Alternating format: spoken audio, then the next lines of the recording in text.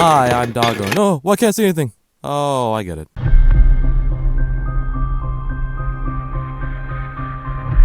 With the somewhat recent popularity of Daredevil Born Again, nobody fucking cares about Daredevil anymore. I thought it would have been a great time to take a look at what I consider the greatest MAFEX figure, the MAFEX Daredevil. And everybody knows about Daredevil. He's a lawyer, he's blind, he's Catholic, he's basically Red Batman. Although Daredevil kind of blew as a character throughout his entire comic run, it wasn't until 1987 when Frank Miller took over and essentially revitalized the character for the foreseeable future. His run on Daredevil is iconic, but I wouldn't know because I still haven't finished it. But this is the era the MAFEX Daredevil is based on, specifically Daredevil Born Again, the book, not the show, which I have read. It's basically Daredevil Season 3, with this figure being a spitting image of David Mazzucchelli's original art. But enough talk, let's take a look at the damn figure. The painting and sculpting on this figure is absolutely amazing. Like mentioned before, this figure looks exactly like he jumped off the pages of Born Again. While it is a simpler body, it does have some wrinkles sculpted on, as well as his double Ds, as well as the boots and gloves having sculpted seam lines, and the holster being a separate piece. It's not just a plain body, and all the belts are sculpted on. Now, one of the biggest complaints this figure had was it being too skinny. And to those people, have you read a Daredevil book? He's not fucking Batman. His physique is exactly how it looks like in the books. I think people would have wanted a body closer to Nightwing, which, well, that wouldn't have been horrible. I think what we got here was perfect. I will say though, the hips are a little bit wide, but you barely notice it. It's fine. The head sculpts are simply great. They capture exactly that original art perfectly and are very well painted. One major thing to note is the quality of the figure. The legs have tightened over time,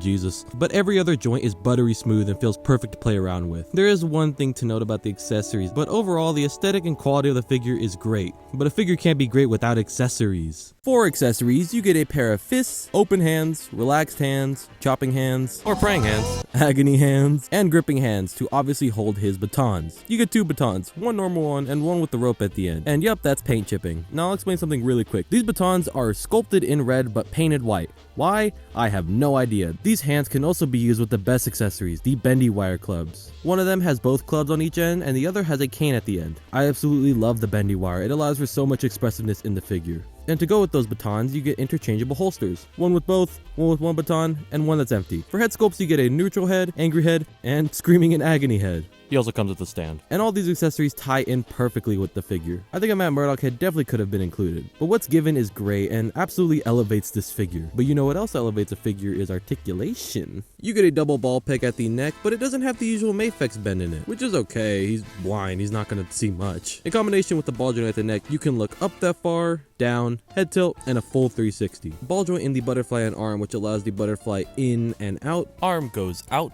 all the way around. Bicep swivel, double bend at the elbow, double swivel peg at the hand, which goes up and down and in and out. The chest has a double ball joint, and so does the waist, which allows for a great crunch, arc, and side to side. A really good engineering choice here is to make the lower ball joint a double ball peg to add mobility as a way to prevent breaks, unlike other MAFEXs. Also swivel. Ball joint with a drop down at the leg, which allows the hip to go up that far, back a good amount, swivel at the thigh, great spread, double bend at the knee, double swivel hinge at the foot, which allows it to go up, down, pivot, and a toe bend, and the holster has a ball joint. Posability on this figure is immaculate. Probably one of the most posable MAFEXs ever. I think they overall crushed it. For comparison, here he is with the MAFEX Spider-Man and Wolverine. Shh, it's the CT Toys. MAFEX Cap and Marvel Legends Iron Man, the Marvel Legends Hulk and Dr. Octopus, the Marvel Legends Black Widow and Venom, the Marvel Legends Cyclops and MAFEX Magneto, the MAFEX Nightwing and Batman, the Marvel Legends Iron Fist and a custom Punisher, and finally, here he is with the Figma Phoenix Wright. Hold it!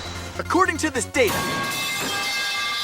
In the end, this figure is fucking awesome. There's a reason he was the figure of the year 2024 for me. I think this is a new peak for MAFEX in terms of engineering, articulation, sculpting, everything. If you wanted to pick up this figure, good fucking luck. He has been sold out forever, and he did get a recent reissue, but that went by fast. And with how the world's going on, at least in the US, it might be even harder to get. But I do think he'll eventually get reissued. Everybody and their grandmother loved this figure. Thank you for watching this video. If you liked it, leave a comment. Let me know if you got this figure and what your thoughts are on it. If you want to keep up with me, follow me on Instagram and TikTok. I actually post there now. And as for the next review, I don't know, stop asking me. Okay, bye.